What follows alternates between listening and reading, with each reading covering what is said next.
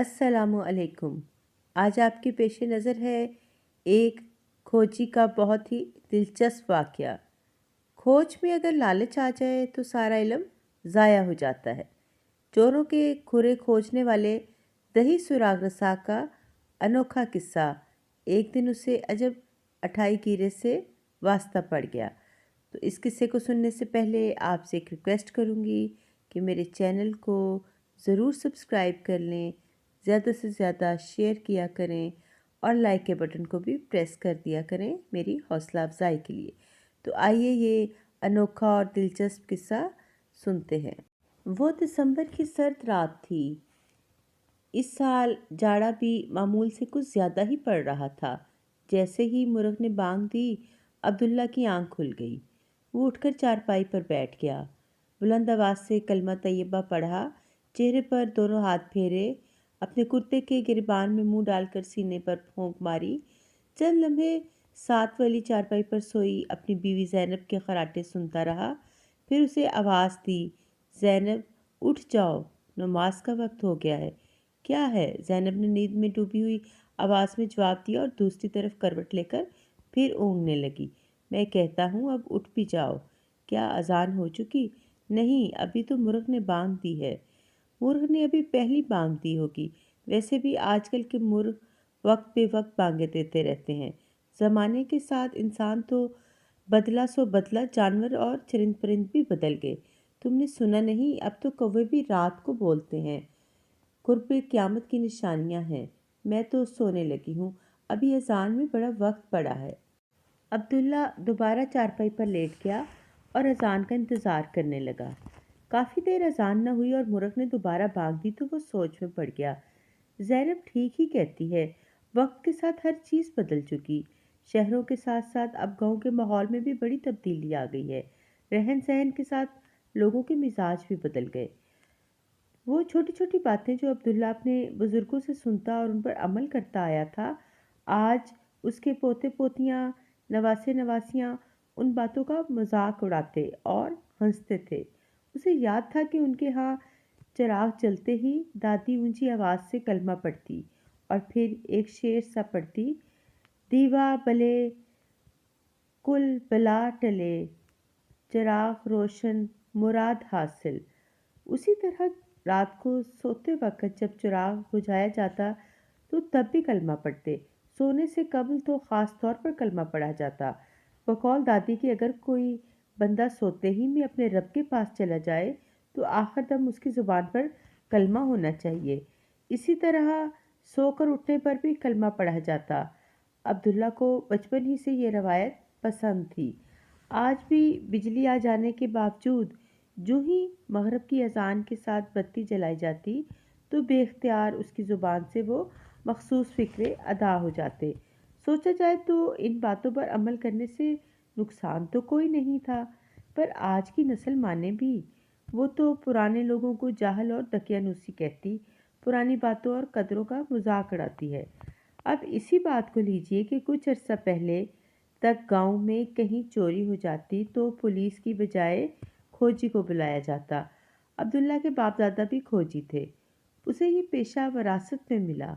वो अपने ख़ानदान में वाहिद फ़र्द था जिसने अपना आबाई पेशा तर्क नहीं किया, मगर अब लोग चोरी हो जाने पर पुलिस को ख़बर करते हैं। उनका कहना था, भला ऐसे फरसूदा तरीके से कहीं चोर पकड़ा जा सकता है? हत्ता कि उसका अपना बेटा भी मजाक उड़ाता। अब्बा, आप ही किस सदी की बात करते हैं? अब तो चोर ऐसे नित नए तरीकों से चोरी करते हैं कि पुलिस भी दंग रह जाती है। पहले चोर भी सादा लोग थे, कोई ना कोई सुराग या खुरा छोड़ जाते होंगे। नहीं बेटे, ऐसी बात नहीं थी। खोज लगाना अटकल पिच्चू या हवा में तीर चलाना तो है नहीं। ये बड़ा मुश्किल फ़न है। खोजी बनने के लिए बड़ी मेहनत और रियाजत दरकार होती है। नहीं अब्बा, मेरा ख्याल है इस तरह चोर पकड़ना यूं ही तीर तुक्का लगाने वाली बात है। अब्दुल्ला बेटे से ज़्यादा बहस न करता, पर उसे अपने खोजी होने पर बड़ा नाज था। 60 साल ज़िंदगी में आज तक ऐसा नहीं हुआ था कि उसने खुरा नापा और चोर न पकड़ा गया। खोज उसका शौक था। ये काम वो फी सबीलिल्लाह करता। जिनके घर खुरा नापने जाता वहाँ से पानी तक न पीता। اس کا کہنا تھا کہ کھوج میں اگر لالچ آ جائے تو علم ضائع ہو جاتا ہے۔ عبداللہ محنتی، عبادت گزار، قناعت پسند اور اللہ پر توکل رکھنے والا انسان تھا۔ لوگ اس کی بڑی عزت کرتے، اکثر اپنے گھریلو مسائل کے لیے اس سے دعا کرواتے اور مشورہ بھی کرتے۔ گاؤں میں عبداللہ کی چند قلعے زمین تھی۔ کھیتی باڑی سے جو روکھی سوکھی مل رہی تھی وہ اس پر خوش اور مطمئن تھا، مگر بیٹا کھیتی باڑی بھی ناپسند کرتا۔ وہ اکثر باپ کو الزام دیتا، اگر آپ نے مجھے 8 جماعتوں سے زیادہ پڑھایا ہوتا تو میں بھی شہر جا کر کوئی اچھی سی نوکری کرتا، گاؤں میں پڑا سڑ نہ رہا ہوتا۔ اللہ کا شکر ادا کیا کرو، کس چیز کی کمی ہے ہمیں؟ اس کا بڑا کرم ہے، کسی کا محتاج نہیں کیا۔ شہر میں کیا رکھا ہے؟ افراتفری، نفسا نفسی، ہر بندہ اس طرح بھاگ رہا ہے جیسے پیچھے باولا کتا لگا ہو۔ اپنے گاؤں میں کتنا سکون اور سکھ ہے، شہروں میں یہ سب کہاں؟ مگر بیٹے کو شہر میں نوکری کا جنون تھا، لہٰذا وہ اپنی ضد پوری کر کے ہی رہا۔ بیٹے نے بڑا زور لگایا کہ وہ زمین بیچ کر شہر چلے جائیں، وہاں کوئی کاروبار کر لیں گے، مگر عبداللہ نہ مانا۔ اس نے اپنی زمین اور گاؤں چھوڑنا کسی طور قبول نہ کیا۔ اذان کی آواز آئی تو وہ چونکا، زینب کو آواز دیتا چارپائی سے اٹھ کھڑا ہوا، نل کے تازہ پانی سے وضو کیا، چادر کی بکل ماری اور تیز تیز قدموں سے مسجد کی طرف چل پڑا۔ برکت کے قریب سے گزرا تو ٹھٹک گیا۔ زمین پر کوئی گٹھڑی نما سی شے پڑی تھی۔ خوف کی ایک لہر رگوں پے میں دوڑ گئی۔ خدا معلوم کیا بلا ہے، اس نے سوچا۔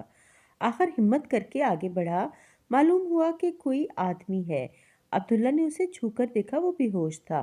الٹے قدموں گھر کی طرف بھاگا اور جلدی جلدی اپنے بستر سے رضائی اٹھا لایا۔ آدمی کو رضائی اڑھائی اور نماز پڑھنے چلا گیا۔ نماز سے فارغ ہوتے ہی سیدھا اسی آدمی کے پاس آیا۔ وہ پہلے سے قدرے بہتر حالت میں تھا۔ عبداللہ گھر آیا تو زینب رسوئی میں تھی۔ اس نے انگیٹھی میں سرخ انگارہ کوئلے ڈالے اور باہر نکل آیا۔ کچھ دیر بعد وہ دوبارہ لوٹا اور دیگچی میں سے گرم گرم دودھ گلاس میں ڈال جتنی تیزی سے آیا تھا اسی طرح باہر کی طرف لپکا۔ زینب نے یہ ساری کارروائی دیکھی تو پوچھنے لگی، یہ کس کے لیے لے جا رہے ہو؟ برکت تلے ایک آدمی سردی سے بے ہوش پڑا تھا۔ خدا جانے کون ہے اور کہاں سے آیا ہے؟ تم نے سارے زمانے کا ٹھیکہ لے رکھا ہے اور یہ تمہاری رضائی کدھر ہے؟ وہ میں نے اسی کو اڑھا دی، بیچارہ تن کے کپڑوں میں گٹھڑی بنا پڑا تھا۔ لو اور سنو، زینب نے ماتھے پر ہاتھ مارتے ہوئے کہا، نہ بھلا تم نے اپنی رضائی کیوں اڑھا دی؟ کھیس دے دیتے، اب تم کیا اوڑھو گے، جیسے بڑے نواب ہو۔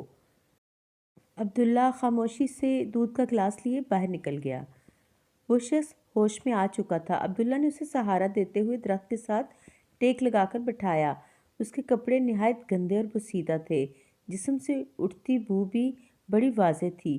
شاید وہ کافی دنوں سے نہایا نہیں تھا۔ داڑھی اور سر کے بال بے تحاشا بڑھے ہوئے تھے۔ عبداللہ نے اس سے ایک دو سوال کیے تو وہ خاموش رہا۔ بیچارہ اللہ جانے کن دکھوں کا مارا ہوا ہے، یا پھر شاید گونگا ہے۔ عبداللہ نے دکھی دل سے سوچا، ہو سکتا ہے کوئی اللہ لوک ہو، ایسے لوگوں کو بھی دنیا والے کہاں جینے دیتے ہیں۔ دن چڑھتے ہی گاؤں بھر میں اس شخص کی ڈرامائی آمد کی خبر پھیل گئی۔ لوگ اسے دیکھنے جمع ہو گئے۔ وہ رضائی میں لپٹا سر جھکائے بیٹھا اپنے حلیے سے مجذوب لگ رہا تھا۔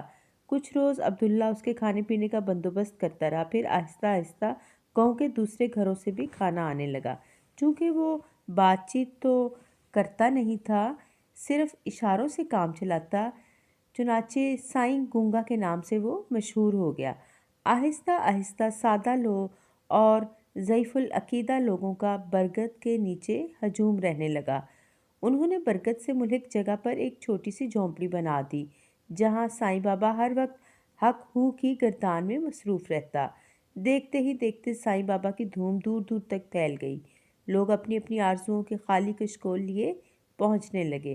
وہ سائیں بابا کے وسیلے سے رب تک اپنی آرزوئیں، امیدیں، حسرتیں اور تمنائیں پہنچانا چاہتے تھے۔ سادہ لوگ، نادان لوگ نہیں جانتے تھے کہ اللہ تو شارق سے بھی قریب ہے۔ وہ تو کہتا ہے، مجھے سچے دل سے پکارو، میں سنتا ہوں۔ ہر کسی کی آرزو مزاج اور ظرف کے مطابق تھی۔ کوئی یہ چاہتا تھا کہ خوب بارش ہو تاکہ فصل اچھی ہو اور وہ زمیندار کا قرض اتار سکے۔ کسی ماں کی یہ آرزو تھی کہ بیٹی کے ہاتھ پیلے ہو جائیں، کسی کو بیٹے کی تمنا کھینچ لاتی، کوئی ساس کے ہاتھوں دکھی تھی اور کسی کو سوتن کا روگ تھا، کوئی محبوب مانگنے اور کوئی جوئے میں جیتنے کی تمنا لیے آتا۔ بابا کے پاس آنے والوں میں تن کے روگی بھی تھے اور من کے بھی، مختلف بیماریوں کے ہاتھوں ستائے ہوئے بیمار، اپاہج، کوڑی اور ذہنی مریض سبھی اس سے مسیحائی کے طالب تھے۔ خدا کا کرنا کیا ہوا کہ لوگوں کے کام ہونے لگے اور سائیں بابا کی کرامات کی دھوم دور دور تک پھیلتی چلی گئی۔ برکت تلے ہر وقت لوگوں کا ہجوم رہنے لگا اور عقیدت مندوں نے لنگر کا ہلکا پھلکا سلسلہ بھی شروع کر دیا۔ بابا جی سر جھکائے بیٹھے رہتے، لوگ اپنی آرزوؤں اور خواہشوں کا اظہار کرتے تو وہ انگلی اٹھا کر آسمان کی طرف دیکھتے اور پھر لوگوں کو اشارے سے جانے کا کہتے۔ آنے والے اپنی استطاعت کے مطابق نذرانے لاتے اور بابا کے قدموں میں رکھ دیتے، جو وہ لوگوں ہی میں بانٹ دیتے۔ چودھری رب نواز کے ہاں 5 بیٹیوں کے بعد سائیں بابا کی دعا سے بیٹا پیدا ہوا تو ان کی شہرت کو مزید 4 چاند لگ گئے۔ اس روز چودھری اتنا خوش تھا کہ 1000 منت سے بابا جی کو کندھے پر اٹھا کر اپنے گھر لے آیا۔ چودھری نے بہت منتیں ترلے کیے کہ سائیں بابا اس کی بیٹھک میں مستقل رہائش اختیار کر لیں، پر انہوں نے اشارے سے منع کر دیا۔ سائیں بابا نے نومولود کو گود میں اٹھا کر پیار کیا اور پھر دونوں ہاتھ اٹھا کر دعا کی۔ چودھری بہت خوش تھا کہ وہ پہلی بار اس کے گھر آئے تھے، ورنہ پہلے بہت لوگوں نے منتیں کیں، ہاتھ جوڑے کہ سائیں جی ان کے گھر کو عزت بخشیں، مگر وہ ہمیشہ انکار کر دیتے تھے۔ چودھری نے بیٹا پیدا ہونے کی خوشی میں زبردست جشن منایا۔ شہر سے مشہور گانے والی بلوائی گئی۔ اس روز گاؤں میں میلے کا سماں تھا۔ رات بھر محفل رقص و سرود برپا رہی۔ اس کے بعد سب لوگ جب تھک کر پڑے تو کسی کو سدھ بدھ نہ رہی۔ دن چڑھے چودھرانی کی دلدوز چیخ نے ساری حویلی کو ہلا کر رکھ دیا۔ تجوری کھلی پڑی تھی، تمام نقدی اور زیورات غائب تھے۔ چودھرانی سینہ پیٹ پیٹ کر رونے لگی، جتنے منہ اتنی باتیں۔ جو دوست احباب اور رشتہ دار حویلی میں ٹھہرے ہوئے تھے سب اپنی اپنی جگہ شرمندگی محسوس کرنے لگے۔ پھر کسی نے پولیس کو خبر کرنے کا مشورہ دیا، مگر چودھری صاحب کچھ ہچکچا رہے تھے۔ انہیں معلوم تھا کہ پولیس تو سب کو شامل تفتیش کرے گی، حتیٰ کہ گھر کی عورتوں سے بھی پوچھ گچھ ہوگی، پھر گھر آئے مہمانوں سے بھی چھان بین ہوتی، اور یہ سب چودھری کو کسی طور گوارا نہ تھا۔ کسی نے رائے دی کہ عبداللہ کھوجی کو بلایا جائے۔ عبداللہ نے آ کر پہلے تو مصلی منگوایا اور 2 رکعت نماز ادا کی، پھر تجوری کا جائزہ لیا، کمرے کا معائنہ کیا۔ آدھے پونے گھنٹے میں وہ کھرا ناپنے میں کامیاب ہو گیا، لیکن جس جگہ وہ پہنچا لوگوں کے ساتھ ساتھ خود اس کی آنکھیں بھی حیرت سے پھٹ گئیں۔ سائیں بابا، یہ کس طرح ممکن ہو سکتا تھا؟ ان پر تو شک کرنا بھی گناہ ہے۔ چودھری نے عبداللہ کی خوب بے عزتی کی۔ اوئے تیرا دماغ تو نہیں خراب ہو گیا؟ کیا کہہ رہا ہے تو؟ خوب کھرا ناپا ہے، بڑا کھوجی بنا پھرتا ہے، شرم نہیں آئی؟ توبہ توبہ، نعوذ باللہ۔ بابا جی اور چوری، خدا کے قہر سے ڈرو۔ عبداللہ خود حیران تھا اور کسی طور سائیں بابا کو چور ماننے پر تیار نہیں تھا۔ بھلا درویش کو منہ مایا سے کیا سروکار؟ میں کب کہتا ہوں کہ چوری سائیں بابا نے کی ہے؟ میرا تو بس کھرا یہاں آ کر ختم ہو گیا ہے۔ چور یہاں تک آیا اور پھر شاید بابا جی کی کرامت سے اس کا کھرا غائب ہو گیا۔ عبداللہ سے مایوس ہو کر ناچار چودھری نے پولیس سے مدد طلب کی، لیکن وہ بھی چور کا سراغ لگانے میں ناکام رہی۔ کچھ دن بعد ملک اکرم کے ہاں چوری ہوئی۔ چور پہلے ہی کی طرح صفایا کر کے چلتا بنا۔ پولیس آئی، کئی روز تفتیش ہوتی رہی، گاؤں کے مشکوک لوگ اور ملازم وغیرہ زیر عتاب آئے، لیکن اس بار بھی ناکامی کا منہ دیکھنا پڑا۔ تھانے دار نے دبے لفظوں میں سائیں بابا کے متعلق کچھ پوچھنا چاہا تو عقیدت مندوں نے اسے اتنا ڈرایا کہ وہ بھی خوفزدہ ہو گیا۔ تھک ہار کر دوبارہ عبداللہ کو بلوایا گیا۔ عبداللہ کا کھرا پھر سائیں بابا کے ڈیرے پہنچ کر ختم ہوا۔ اس بار عبداللہ نے برملا اپنی ناکامی کا اعتراف کر لیا۔ میرا علم اب کام نہیں کرتا، لگتا ہے میں اب واقعی بوڑھا ہو گیا ہوں۔ میں ٹھہرا پرانے وقتوں کا آدمی، میرا طریقہ کار اب کہاں کامیاب ہو سکتا ہے؟ عبداللہ کو اپنی بے عزتی سے زیادہ ناکامی کا صدمہ تھا۔ اسے اپنے علم، فن اور صلاحیت پر بڑا ناز تھا۔ उसे अपनी 60 साला ज़िंदगी में पहली बार नाकामी से दो चार होना पड़ा था। वो लोगों का सामना करने से घबराने लगा। उसे महसूस हुआ लोग उस पर हंस रहे हैं, मजाक उड़ा रहे हैं। अब तो अब्दुल्ला के तई उसकी इज्जत दो कौड़ी की भी नहीं रह गई थी। वो रात दिन बेचैन रहता। ज़ैनब उसे समझाती, फजल के अब्बा तुमने क्यों ये बात दिल को लगा ली? भूल चूक आखिर बंदा बशर ही से होती है। क्या हुआ अगर तुम चोर का खुरा नहीं नाप सके? बच्चे ठीक ही कहते हैं, आजकल के चोर नित नए तरीके आजमाते हैं। अब्दुल्ला जवाब में खामोश रहता। उस रात चांद पूरे जोबन पर था। चांदनी में हर चीज़ बड़ी साफ और वाज़ेह नज़र आ रही थी। रात आधी से ज़्यादा बीत चुकी थी। साईं बाबा ने गोदड़ी उतार फेंकी और अंगड़ाई लेकर उठा। अपना बोरिया उठाया और नीचे गड़े से एक पोटली निकाली, जिसे देखकर आंखों में फातहाना चमक आ गई। उसने पोटली को अपने सीने से लगा लिया। अचानक किसी ने उसके कंधे पर हाथ रख दिया। वो घबराकर तेजी से पलटा। देखा, अब्दुल्ला खड़ा था।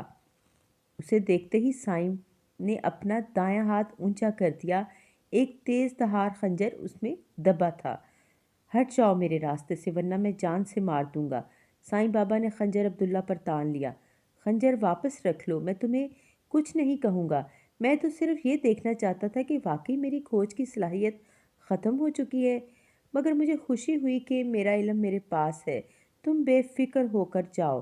मैं किसी को कुछ नहीं बताऊंगा, इसलिए नहीं कि मैं तुमसे डर गया और जान बचाने के लिए तुमसे झूठ बोल रहा हूँ, बल्कि सिर्फ इसलिए कि मैं गांव के लोगों को सदमा नहीं पहुंचाना चाहता।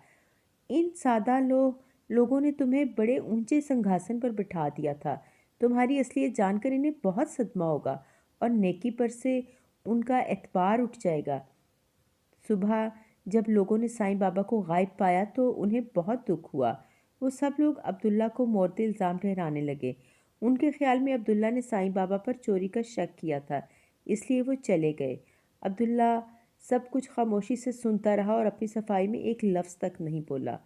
फजल के अब्बा, आखिर तुम्हें क्या परेशानी है? रात रात भर जागते रहते हो। क्या साईं बाबा के जाने से परेशान हो? उन्हें गए हफ्ते से ऊपर होने को आया, पर तुम अभी तक उनके जाने का शोक मना रहे हो। तुमने ये क्यों फ़र्ज़ कर लिया कि वो तुम्हारी वजह से गए हैं? अपने आप को खामखा मुजरम बनाए बैठे हो। वो अल्लाह वाले थे। उन लोगों का एक जगह ठिकाना नहीं होता, कभी यहाँ तो कभी वहाँ। जोगी और सांप का भी कभी मुस्तकिल ठिकाना हुआ है? दिल में लहर आई और चल दिए। हो सकता है कभी दोबारा लौट आए। ज़ैनब ने उसे बहुत तसल्ली दिलासा दिया, मगर अब्दुल्ला जवाब में खामोश ही रहता। उसे क्या बताता कि दरवेशी की बुक्कल में एक चोर छुपा हुआ था। वो दूसरों का तो मालो दौलत लूट कर ले गया, मगर उसके दिल से भी इतबार का पौधा जड़ से उखाड़ फेंका। उस रोज़ अब्दुल्ला सुबह की नमाज़ पढ़ने मस्जिद जाने के लिए निकला तो कदम ज़मीन ने जकड़ लिए। साईं बाबा बरगद तले उसी जगह झोंपड़ी में अपने मखसूस अंदाज में विराजमान था। अब क्यों आए हो यहाँ? क्या कोई नया ढोंग रचाना चाहते हो? अब्दुल्ला ने उस पर तंज किया। तुम चोरी का खोज कैसे लगा लेते हो? क्या यही पूछने के लिए लौट कर आए हो? नहीं। साईं बाबा जैसे किसी सोच में था। फिर क्यों आए हो?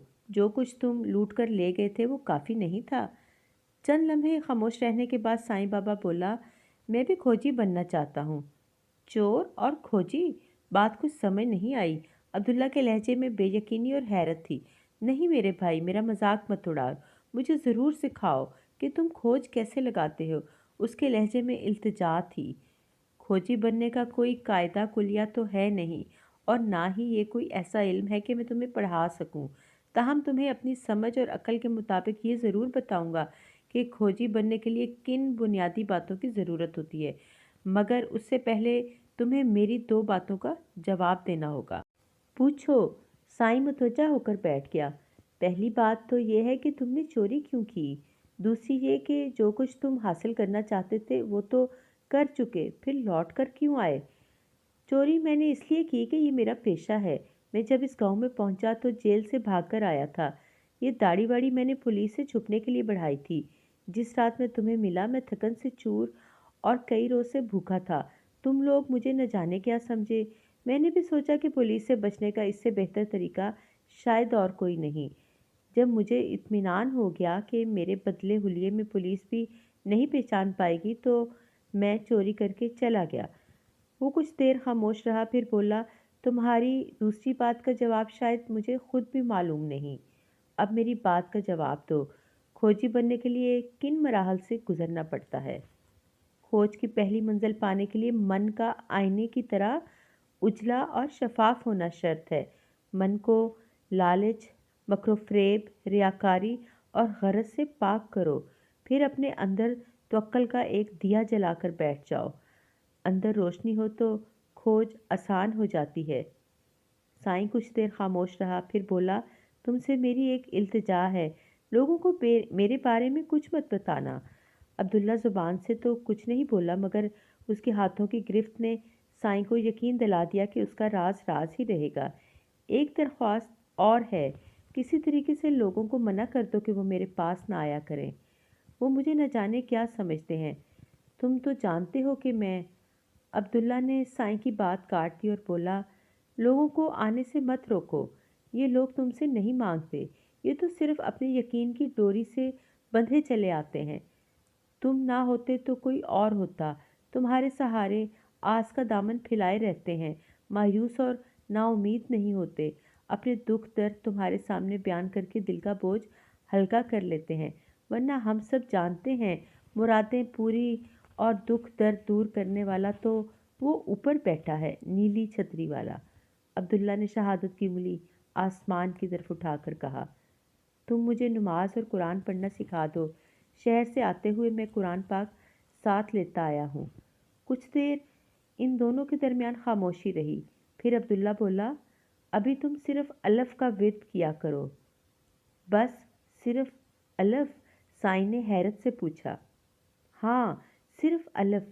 बंदे को सिर्फ इक्को अलफ ही दरकार होता है। जिसने अलफ की हकीकत पा ली वो किसी और चीज़ का मुहताज नहीं रहता। साईं को गहरी सोच में डूबा छोड़कर अब्दुल्ला मस्जिद की तरफ रवाना हो गया। अब्दुल्ला जब मस्जिद से लौटा तो फूंक फट चुकी और दिन का उजाला चारों तरफ फैल रहा था। साईं बाबा मध्यम आवाज़ में अलफ अल्लाह का विर्द कर रहा था। अब्दुल्ला कुछ देर खामोशी से खड़ा उसे देखता रहा, फिर आंखों में आए आंसू उंगली की पोर से पहुँचता घर की तरफ चल पड़ा।